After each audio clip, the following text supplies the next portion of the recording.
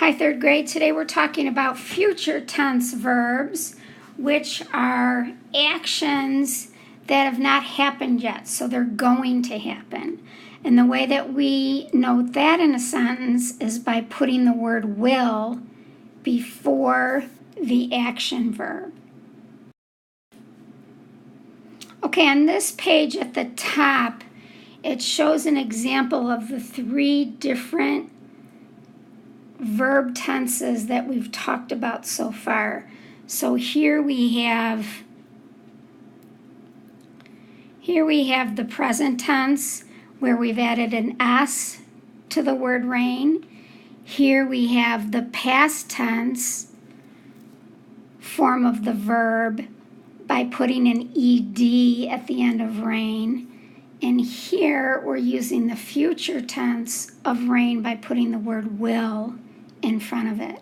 So for number 1 through 5, what you're going to do there is just tell me if the verb in the sentence is present, past, or future.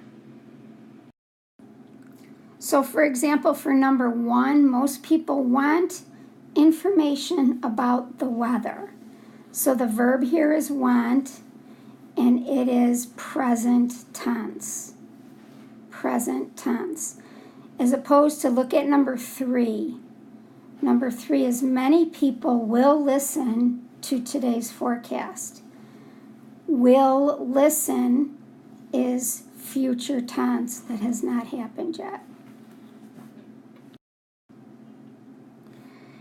And this is page 173, and all you're doing here is first identifying the verb and then writing the verb in future tense. So in other words, remember how we do that? We put the word will in front of it and put it in the black bin. Thank you.